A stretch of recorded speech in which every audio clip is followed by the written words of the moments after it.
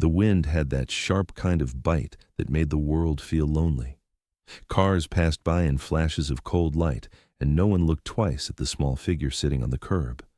A little girl, 7 years old maybe. Thin arms pulled into her sleeves, a torn backpack beside her, and a plastic bag that looked too heavy for what little she owned. She didn't cry, didn't even move, just sat there, as if she had learned long ago that stillness was safer than sound. Behind her, the porch light of the house flickered once, then went dark. From inside came a muffled voice, sharp, adult, final. "You'll wait here until someone comes for you." Then the sound of a lock turning. She lowered her head, fingers trembling against the edge of the step. The bag at her feet had her whole world in it. 2 shirts, 1 sock, a notebook with missing pages. She clutched it tight, the way some children hold toys. A car door slammed somewhere down the street.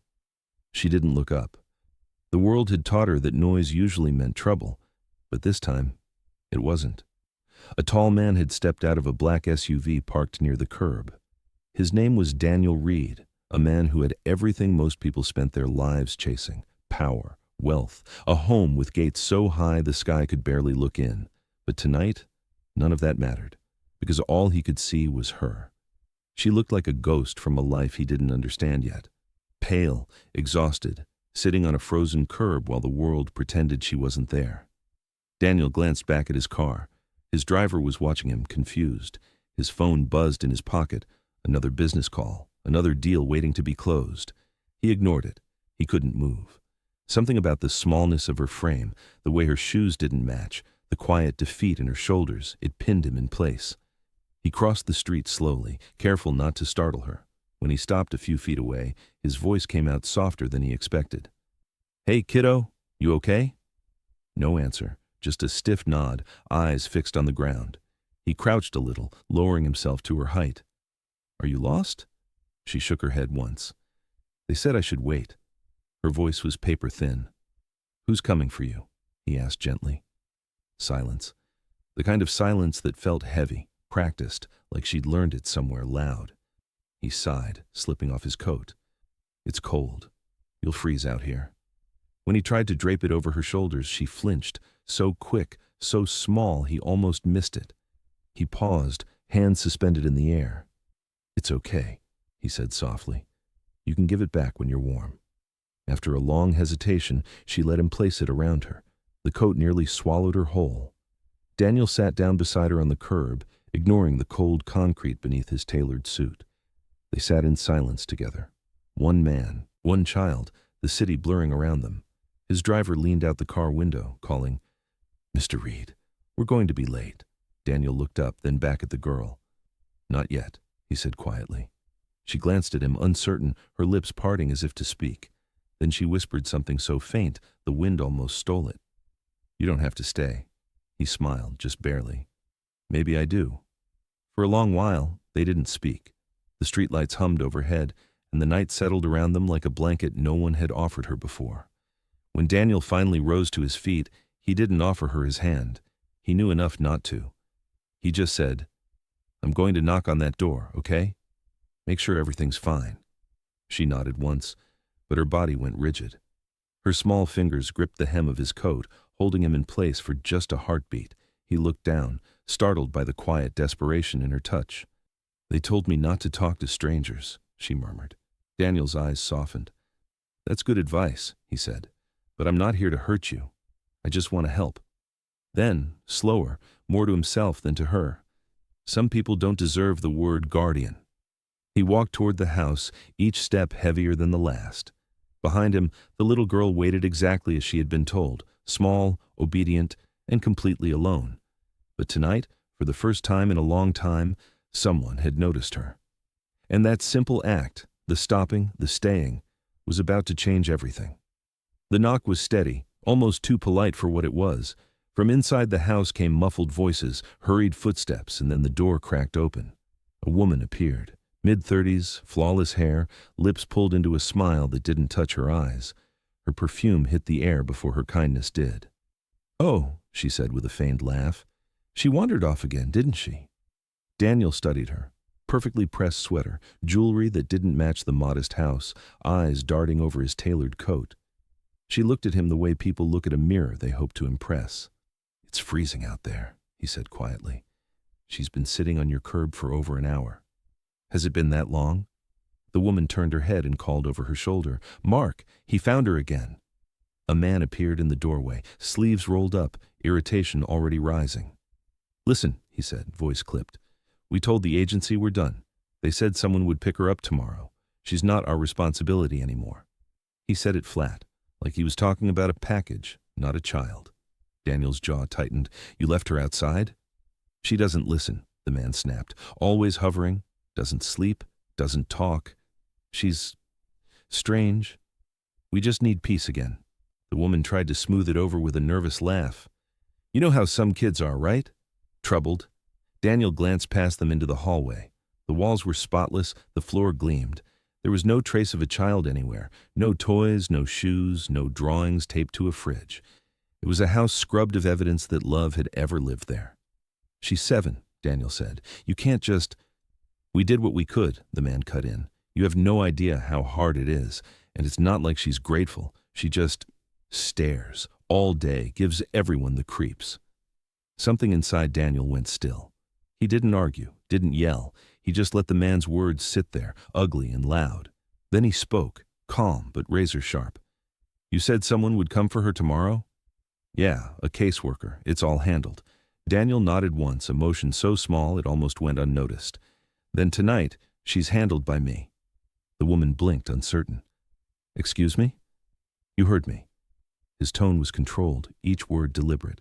"She's not spending another night outside your door." For a moment, no one moved. The man crossed his arms. "You can't just take her." "No," Daniel said. "But I can keep her warm until the system remembers she's human." He turned before they could speak again, walked back toward the curb where the girl still sat, small, patient, unaware of how close the world had come to giving up on her completely. When she saw him returning, her eyes flicked up, uncertain. He crouched beside her again, the coat still around her shoulders. "They said to wait," she whispered. "I know," he replied, "but they were wrong." She blinked, confused. "Are you mad at them?" Daniel looked back at the house, lights glowing behind frosted glass. "Not mad," he said softly. "Just disappointed in how small people can be." He hesitated, then asked the question that would rewrite both their lives. "Do you want to come with me?" Her lips parted, but no sound came. "You don't have to," he added quickly. "But if you'd like to be somewhere warm, I can take you there, just until we figure things out." She studied his face, searching for the lie. Then, in a voice so small it hurt to hear, she asked, "Am I allowed?" Daniel's throat tightened. He knelt lower, eye level with her. "Yes," he said gently. "You're allowed." She looked down at her worn shoes, then at the dark street stretching behind him. After a long pause, she nodded. He stood and opened the back door of the SUV, careful not to rush her. She climbed in slowly, clutching her backpack like armor. The driver stared, uncertain. "Sir?" "Drive," Daniel said quietly. As the car pulled away, he looked out the window at the house disappearing behind them, the house that had turned a child into silence. And for the first time in years, he felt something unfamiliar burn in his chest. Not anger, purpose. The car moved through quiet streets, headlights sliding over tidy lawns and mailboxes with perfect paint. Sophia watched the world go by through the window, her reflection ghost-like in the glass. Every turn made her shrink a little more into the coat draped around her shoulders. She didn't ask where they were going. Children who have learned to expect nothing rarely ask questions. Daniel sat forward in the passenger seat, his voice low. "Stop by that house again, please." The driver hesitated. "Sir, I know. I need to see something." They turned back down the block, parking in front of the same pale house. The windows glowed faintly, shades drawn. Daniel's gaze stayed fixed on it, cold and thoughtful. "Wait here," he told the driver. Then to Sophia, "You're safe. Just stay in the car." Her small voice followed him. "You don't have to come back if they're angry." He looked at her reflection in the glass, big eyes full of a kind of fear that wasn't new.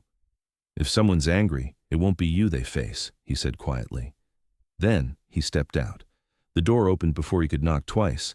The man, Mark, stood there again, looking irritated, like Daniel had interrupted something important on TV. What now? Daniel's voice was calm. Her things. What things? Whatever she owns. You said she was leaving tomorrow. I'll take what's hers tonight. The man exchanged a look with his wife. She doesn't have much, the woman said, suddenly unsure. Then it won't take long. They let him in. The house was warm but sterile, filled with furniture that looked unused and air that smelled faintly of disinfectant. Family photos lined the walls, smiling faces, none of them hers. Daniel followed the woman down a hallway until she opened a door at the end. Inside was a small room with no pictures, no color. Just a thin mattress on the floor, a small pile of folded clothes, and a stuffed rabbit missing an ear. It didn't look lived in. It looked endured. We tried, the woman muttered. She just never fit in. Daniel bent down, gathering the few items into a small bag. His eyes caught something under the bed, paper. He pulled it out. A child's drawing. Crayon lines forming a small stick girl standing beside two tall, faceless figures. Across the top, in shaky letters, it said, I'll be good. He folded the drawing carefully and slipped it into his coat pocket. As he turned to leave, the man called out, Hey, you don't get to play the hero. The system will handle her. You can't fix every broken thing. Daniel paused in the doorway. His reply was soft. No, but I can fix what's in front of me. He walked out without looking back. Outside, the SUV idled beneath a flickering streetlight. Sophia sat perfectly still, both hands gripping the seatbelt as if it were the only thing holding her there. When Daniel opened the door, she looked up quickly, eyes darting to the house behind him. They didn't shout? She asked. He shook his head. No shouting, just quiet. She frowned, uncertain what that meant. Did they give you my things? They did, he said, handing her the small bag. You left this. Her hand brushed the rabbit's torn ear, and for a second her chin quivered. But she caught herself, pressing her lips tight. Daniel sat beside her, waiting for her to breathe. Do you have somewhere else you'd rather go? A friend, maybe? No, she whispered. Just nowhere. The word hit him harder than he expected. Nowhere. He exhaled slowly, watching her tiny fingers trace circles on the rabbit's fur. All right then, he said softly. We'll find somewhere that isn't nowhere. She didn't answer, but her shoulders dropped just slightly, as if that sentence carried a kind of warmth she didn't recognize yet. When the car pulled away, Daniel looked once more at the house disappearing behind them. The porch light blinked again, cold and indifferent. He made himself a promise in that moment, a silent, steady vow he didn't need to speak aloud. She would never wait outside another locked door again. The hum of the tires filled the silence. Rain had started somewhere between the old neighborhood and the edge of the city, soft at first, then steady enough to blur the windshield into streaks of silver. Sophia watched it slide down the glass, tracing patterns with her eyes. Every time a car passed, its headlights painted her small face in brief flashes of light, then left her in darkness again. She didn't ask where they were going. She just kept both hands in her lap, palms flat, as if she'd been taught to stay still in the presence of adults. Daniel glanced back at her occasionally. Her shoes didn't fit right. One heel was splitting open. She was still clutching the stuffed rabbit, its fabric worn thin from years of holding on too tight. Every time the car hit a bump, she flinched, then pretended she hadn't. He lowered his voice, speaking gently over his shoulder. You like music? She shrugged. Sometimes. What kind? Quiet ones? He smiled faintly and turned the dial. The car filled with a slow piano tune, the kind that sounds like an apology no one ever got to say. After a moment, he said, I didn't get your name. Sophia. He repeated it softly, as if testing the sound. Pretty name. She looked down, embarrassed. It's not mine. They said, my mom picked it, but she left. Daniel hesitated, then asked carefully, Do you remember her? A little. She paused. She used to braid my hair, but then she got sick, I think, or tired. He didn't press. The driver, Nora, caught Daniel's eye in the rearview mirror. Her expression said everything he didn't want to say out loud. She's been alone for too long. After a few minutes, Sophia whispered something so quietly he almost missed it. He said rich people don't help for free. Daniel turned, confused. Who said that? Mark? When I asked why the lady took pictures of me, he said they only pretend to care when someone's watching. The words hit him like cold water. He didn't reply right away. His throat felt too tight. He just reached into the front compartment, pulled out a small bottle of water, and passed it back to her. Drink this." She hesitated, then took it with both hands, sipping like it might be a test. When she handed it back, she whispered, "Thank you." That tiny thank you, so careful, so apologetic, made his chest ache. The rest of the drive passed in quiet. At one point, she started to hum softly under her breath, off-key, uncertain, but still music. He didn't interrupt. When the car finally slowed, she looked out the window at the lights spilling from tall iron gates. Beyond them stood a large house, old and beautiful, glowing with warmth from every window. It looked nothing like the places she'd known. "Is this your house?" she asked. "Ours tonight," he said simply. Her brow furrowed. "Will they be mad?" "Who?" "The people who said I had to wait." He looked at her reflection in the glass, so small, so unsure. "No one's going to be mad anymore." The car stopped under the stone archway. Rain softened against the roof, like the world itself had lowered its voice. Daniel stepped out first, walked around, and opened the back door. Sophia didn't move. "You can come inside," he said. "It's warm." "You don't even know me." "That's true," he said. "But I know enough." She frowned, puzzled. "Enough for what?" He smiled gently. "Enough to not leave you out here." After a long pause, she climbed out, her shoes splashing in a shallow puddle. The coat swallowed her again, making her look even smaller. The front door opened before they reached it. Nora stood there, eyes wide. "Mr. Reed?" "What? We'll talk inside," he said. When they stepped into the light, the warmth hit instantly. Sophia stopped at the threshold, staring at the chandelier, at the glow on the polished floor, at the smell of bread from somewhere in the kitchen. She looked almost frightened by comfort itself. Nora knelt in front of her, voice soft. "Hi, sweetheart. My name's Nora. What's yours?" "Sophia." "Well, Sophia," Nora said kindly. "You're safe here, okay?" Sophia nodded once, though her eyes stayed wide. She whispered, "For how long?" Daniel glanced at her, then at Nora. "For as long as she needs." And for the first time that night, the tension in Sophia's small shoulders began to fade, just a little. Outside, the rain kept falling. Inside, the warmth stayed. And though she didn't know it yet, the house she'd just stepped into wasn't another stop on a broken road. It was the beginning of home. The front door closed behind them, shutting out the rain and the world that had forgotten her. Inside was quiet, but not the kind of silence Sophia knew. This was soft, filled with small sounds that spoke of life, the tick of a clock, the rustle of curtains, the low hum of something cooking somewhere in the distance. She stood in the entryway, frozen, dripping water onto the polished wood floor. The walls seemed too tall, the lights too bright. It didn't feel safe. It felt unreal. Nora hurried forward with a towel, her voice kind and careful. "Hey, sweetheart, let's get you warm, okay?" Sophia hesitated. Her eyes darted toward Daniel, searching for permission she didn't need. He gave a small nod. That's all it took for her to move, slowly, as if afraid she might break something invisible in the air. Nora guided her to a wide staircase and up to a guest room. The fire in the small hearth flickered faintly, throwing soft orange against the cream walls. "You can shower in there," Nora said, setting down fresh towels. "There's soap and shampoo. Take your time." The little girl just stood there. Do I have to give it back?" "Give what back?" "The towel." Nora's breath caught, but she smiled anyway.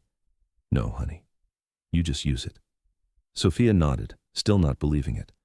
When the door clicked shut behind her, Daniel stood in the hallway, leaning against the frame, staring at nothing. The house suddenly felt different, warmer in ways he didn't expect. Nora stepped out a minute later, arms crossed. "She's scared of everything." "Wouldn't you be?" he said quietly. "You can't just keep her, Daniel." "I know. Then what's your plan?" He thought for a moment. "Right now, I plan to make sure she sleeps somewhere that isn't cold." Down the hall, the faint sound of running water began. He exhaled.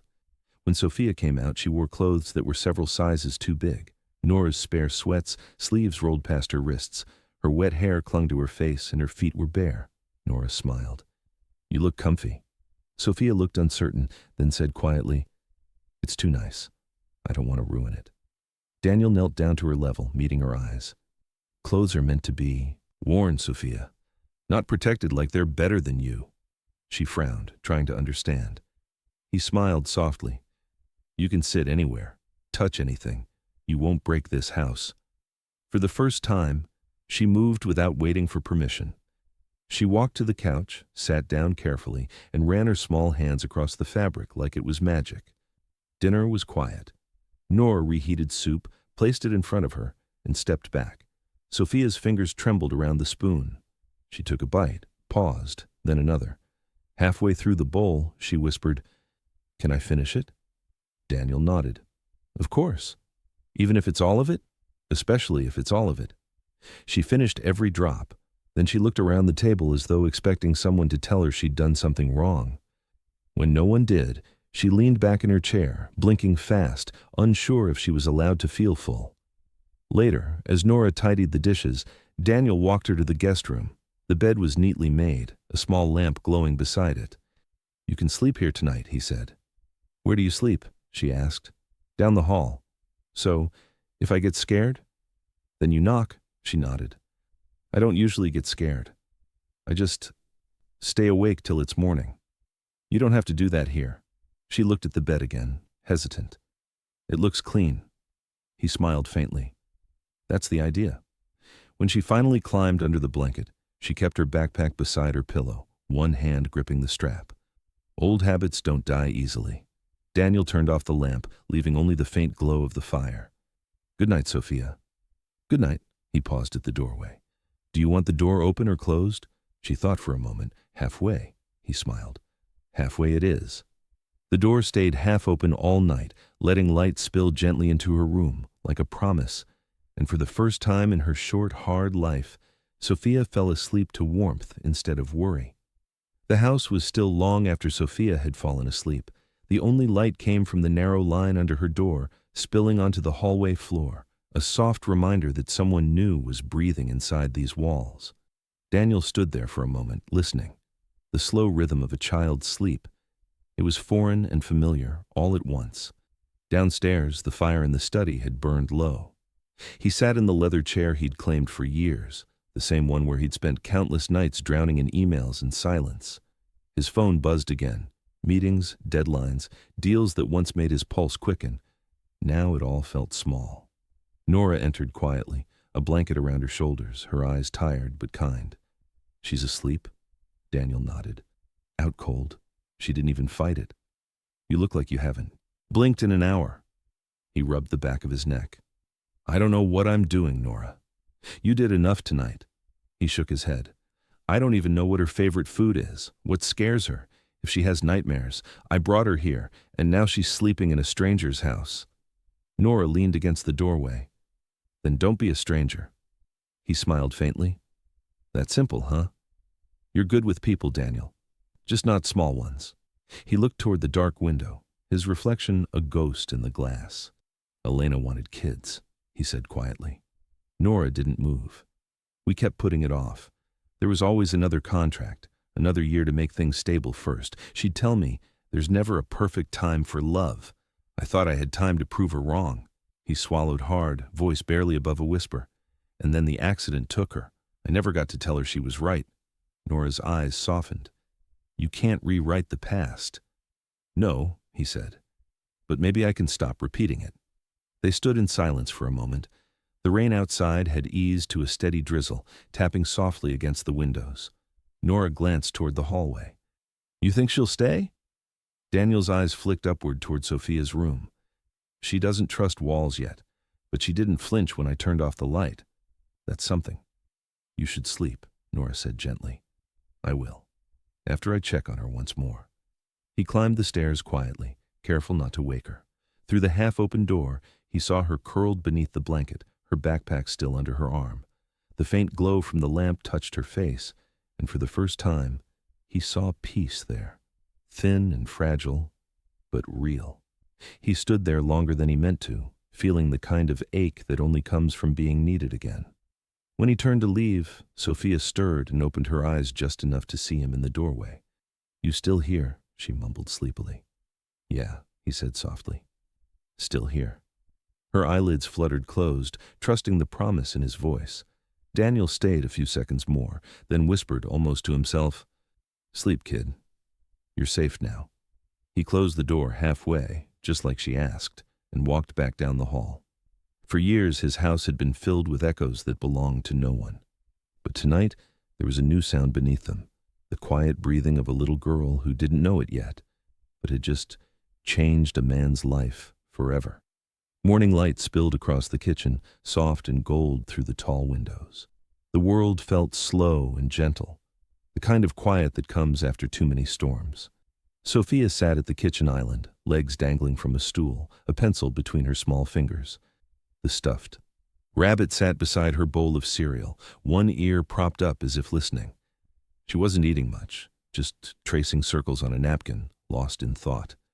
Daniel poured himself coffee. He wasn't used to another presence in his mornings. Usually, silence was his company. Today, it was replaced by the light rustle of small movements, the tapping pencil, the faint hum of her quiet breathing. He watched her from the corner of his eye. Every gesture she made was too careful, too measured, like she was waiting for the world to snap at her. "You like drawing?" he asked. She didn't look up. "Sometimes." "What do you draw?" She shrugged. "Stuff that doesn't get mad." The answer hit harder than he expected. He sat across from her, setting his cup down quietly. "You can draw anything you want here, even me if you want to make fun of my terrible hair." That earned a small smile, brief, unsure, but real. Minutes passed. She chewed a bite, pushed the bowl away, then pulled her knees to her chest, balancing on the stool. The movement made her look even smaller against the size of the room.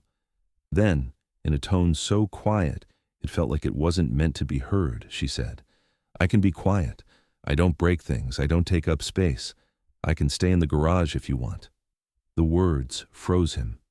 He set the coffee down, every nerve in him stilling. There was no anger in her voice, only practiced calm, the kind that comes from being punished for taking up air.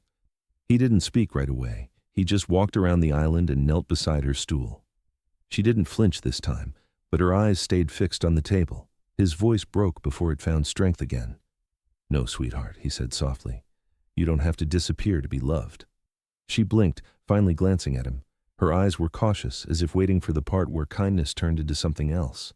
He shook his head gently, voice trembling with everything he hadn't said yet. "You belong right here, where people can see you." She frowned. "Even if I'm noisy?" His smile came through tears, especially then. He reached out, slow enough for her to pull away, but she didn't. His hand rested lightly on her shoulder, and for a heartbeat, neither of them moved. Something cracked quietly in the air, like a wall giving way. Her chin trembled. "They said I ruined things, that's why I had to go outside." Daniel's jaw tightened, but his tone stayed gentle. "They were wrong, Sophia. You don't ruin things. You remind people what matters." Her small hand lifted and touched his sleeve, hesitant but deliberate, as if testing whether warmth could be real. He covered it with his own, the way a man covers a flame from wind. "You're safe here," he whispered. "You don't have to earn that." For the first time, she leaned into him. No sound, no sobs, just the quiet surrender of a child who had run out of ways to stay strong. He held her there, one hand against her back, steady, sure. The kind of embrace that tells the body what the mind doesn't believe yet. "You're not alone anymore." After a long while, her voice came again, muffled against his chest. "Do people stay forever?" He didn't lie. He just said, "Some do. I will." She exhaled, and he felt her weight relax, her guard lowering like a fortress at sunrise. Outside, the city was waking up. Car engines, footsteps, noise. Inside, in the quiet heart of a kitchen that had never known such tenderness, a broken whisper had just been answered with love. And that answer, soft, unshouted, unwavering, would become the promise Daniel Reed built the rest of his life around. The next week unfolded like a slow war. Papers filed, voices raised, reporters clustered at the gates, hungry for scandal. Daniel barely left the house, but every call he made was calm, deliberate. Men like him didn't panic. Child Protective Services arrived on a gray afternoon. A woman in a navy coat, clipboard in hand, voice steady but kind. Her name was Marianne Torres, and she didn't waste words. "We received allegations that you're holding a foster child without legal custody." Daniel nodded. "You received wrong information. I'm protecting one." She raised an eyebrow. "Mr. Reed, these situations are delicate. You can't simply—" He gestured for her to follow him. "You should talk to her first." Sophia sat at the kitchen table with Nora, coloring quietly. The smell of soup drifted through the air. When Marianne entered, Sophia stiffened, her hand tightening around the crayon. Daniel crouched beside her. "It's okay, kiddo.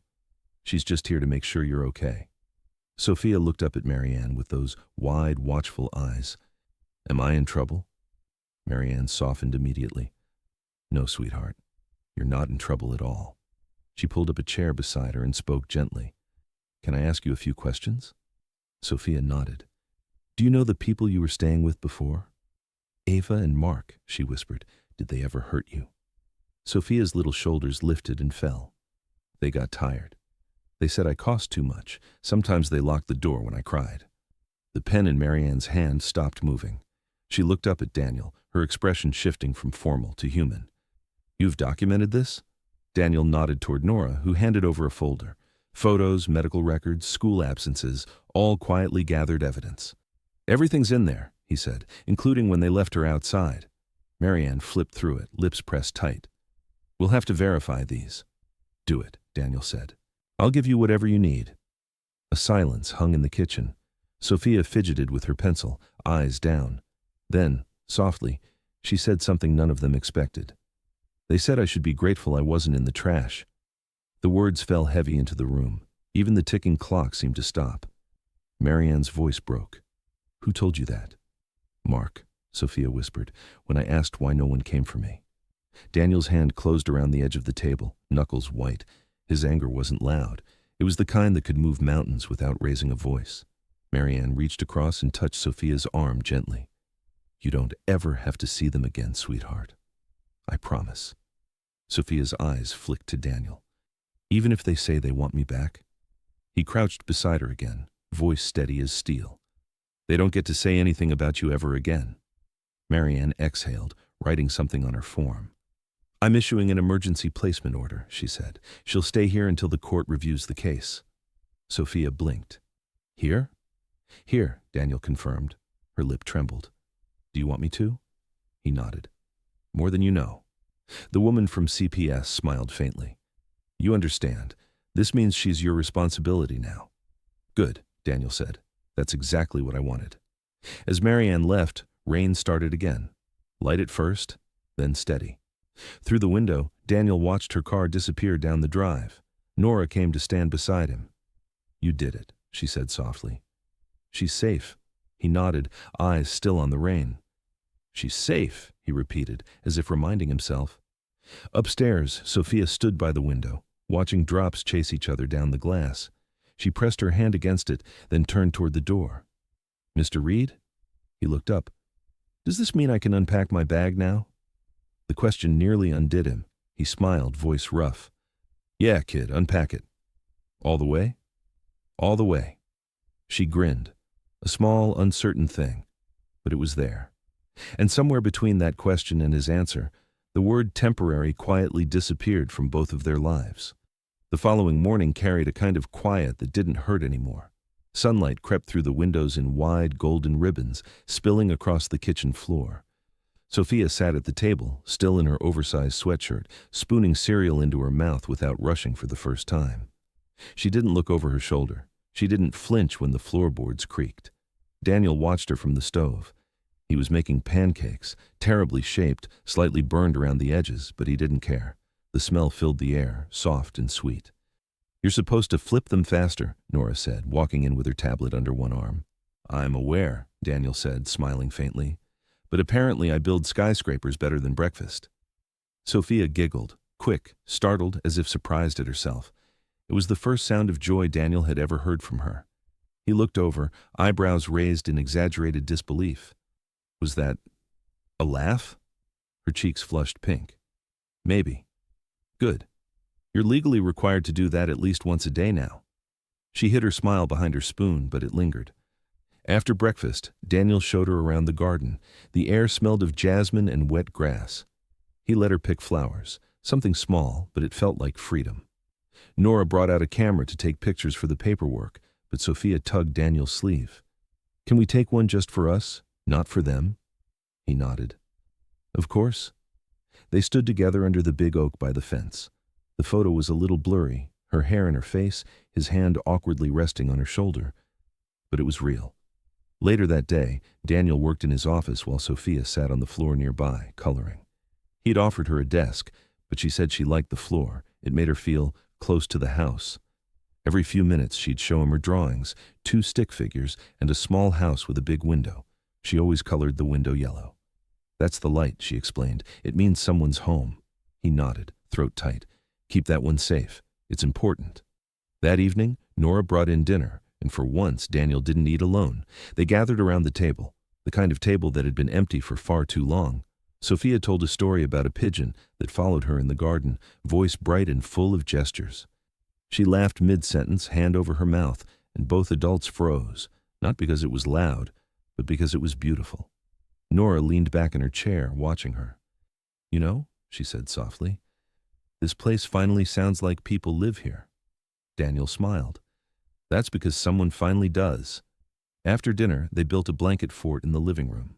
Sophia crawled inside, arranging her stuffed rabbit and flashlight like treasures. She handed Daniel a crumpled piece of paper from her backpack, a drawing she'd made that morning. 3 figures stood together beneath a big yellow sun, a man, a woman, and a little girl holding both their hands. At the top, in shaky pencil letters, she'd written one word: U.S. He stared at it, unable to speak. "Do you like it?" she asked nervously. "It's perfect," he whispered. "Frame it before I ruin it with tears." She laughed again, this time louder, unafraid. That night when she went to bed, she didn't keep her backpack beside her pillow. It sat in the corner, unzipped, clothes folded neatly inside the drawers. She no longer needed a quick escape. Down the hall, Daniel paused outside her door. The faint sound of soft breathing reached him, a sound he'd begun to measure his days by. He turned off the hallway light but left the door half open, just like she liked it. In that small crack of light, their 2 worlds had met. His haunted by silence, hers starved of love, and somehow both had begun to heal. For the first time in years, Daniel Reed didn't feel like a man surrounded by empty rooms. He felt like a father, learning, stumbling, and finally getting something right. And somewhere, in the middle of a once lonely mansion, laughter had become the language of home. 6 months later, the house no longer felt new to her. It smelled like cinnamon on Sundays, like garden soil on rainy afternoons, and like old wood when the windows were open. Sophia had filled the walls with her drawings, bright, uneven lines of sunshine and laughter. And Daniel had stopped walking through the house like a guest. He moved through it like a man who finally belonged somewhere. That morning was her school showcase, the first one she'd ever been invited to. Daniel had to remind her twice to slow down as she rushed around gathering papers, braiding her hair in a crooked hurry. Nora tucked a small ribbon in her braid and kissed the top of her head. "You're going to do great, sweetheart." "What if they don't like it?" Sophia asked, wringing her hands. Daniel crouched beside her. "You're not there to be liked, Sophia. You're there to be heard." The auditorium was crowded and bright. Parents filled every seat. Kids laughed and whispered backstage. Sophia clutched her paper tight enough to wrinkle it. Daniel sat in the front row, Nora beside him. The lights dimmed. When her name was called, she stepped onto the stage, small, straight-backed, trembling, but brave. She looked down at her paper, then up at the crowd. "My name is Sophia Reed," she began, voice unsteady. "And this is my essay. It's called Home." The room went still. Home isn't where you stay quiet. It's where someone tells you it's okay to be loud. It's not where you wait for someone to come. It's where they're already there.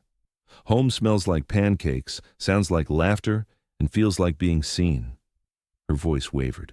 She looked up, found Daniel in the crowd, and smiled through the blur of tears. Home is where you don't have to ask if you're allowed to stay. The room erupted in applause, but Sophia didn't seem to hear it. She was watching Daniel, his eyes wet, his smile steady, one hand pressed to his chest like he was holding his heart still.